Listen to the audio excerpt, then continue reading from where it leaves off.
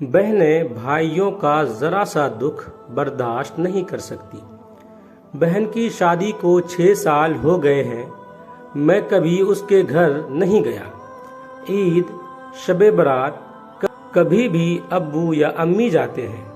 میری بیوی ایک دن مجھے کہنے لگی، آپ کی بہن جب بھی آتی ہے اس کے بچے گھر کا حال بگاڑ کر رکھ دیتے ہیں، خرچ ڈبل ہو جاتا ہے، اور تمہاری ماں ہم سے چھپ چھپا کر کبھی اس کو صابن کی پیٹی دیتی ہے، کبھی کپڑے، کبھی سرف کے ڈبے، اور کبھی کبھی تو چاول کا تھیلا بھر دیتی ہے۔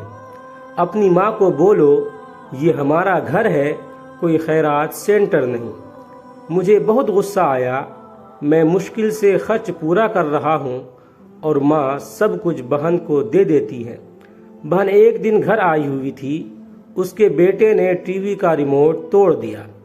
میں ماں سے غصے میں کہہ رہا تھا، ماں بہن کو بولو یہاں عید پہ آیا کرے بس، اور یہ جو آپ صابن، سرف اور چاول کا تھیلا بھر کر دیتی ہے نا، اس کو بند کرے سب۔ ماں چپ رہی، لیکن بہن نے ساری باتیں سن لی تھی میری۔ بہن کچھ نہ بولی۔ 4 بج رہے تھے، اپنے بچوں کو تیار کیا اور کہنے لگی، بھائی مجھے بس اسٹاپ تک چھوڑ آؤ۔ میں نے جھوٹے منہ کہا، رہ لیتی کچھ دن، لیکن وہ مسکرائی، نہیں بھائی، بچوں کی چھٹیاں ختم ہونے والی ہیں۔ پھر جب ہم دونوں بھائیوں میں زمین کا بٹوارا ہو رہا تھا تو میں نے صاف انکار کیا، بھائی میں اپنی زمین میں سے بہن کو حصہ نہیں دوں گا۔ بہن سامنے بیٹھی تھی، ماں نے کہا بیٹی کا بھی حق بنتا ہے، لیکن میں نے گالی دے کر کہا، کچھ بھی ہو جائے میں بہن کو حصہ نہیں دوں گا۔ میری بیوی بھی بہن کو برا بھلا کہنے لگی۔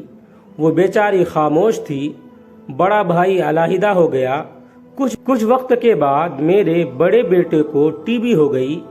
میرے پاس اس کا علاج کروانے کے پیسے نہیں تھے۔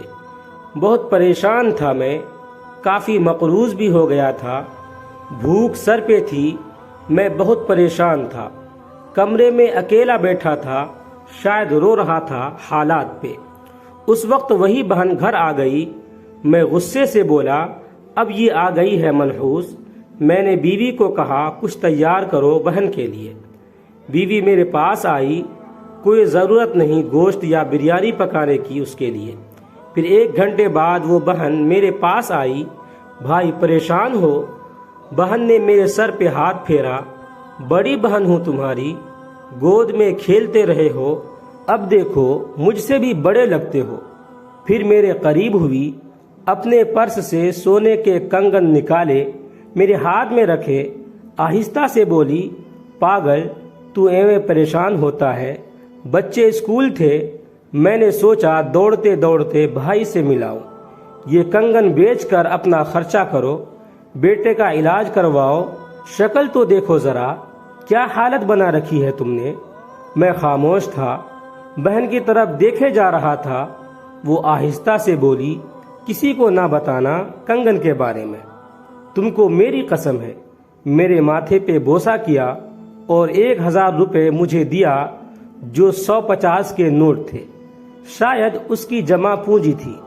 میری جیب میں ڈال کر بولی، بچوں کو گوشت لا دینا، پریشان نہ ہوا کرو۔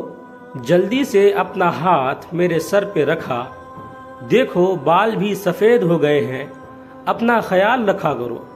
وہ جلدی سے جانے لگی۔ اس کے پیروں کی طرف میں نے دیکھا، ٹوٹی ہوئی جوتی پہنی تھی، پرانا سا دوپٹہ اوڑھا ہوا تھا۔ جب بھی آتی تھی وہی دوپٹہ اوڑھ کر آتی۔ بہن کی اس محبت میں مر گیا تھا۔ ہم بھائی کتنے مطلب پرست ہوتے ہیں، بہنوں کو پل بھر میں بیگانہ کر دیتے ہیں، اور بہنیں بھائیوں کا ذرا سا دکھ برداشت نہیں کر سکتی۔ وہ ہاتھ میں کنگن پکڑے زور زور سے میں رو رہا تھا۔ اپنے گھر میں خدا جانے کتنے دکھ سہ رہی ہوتی ہیں۔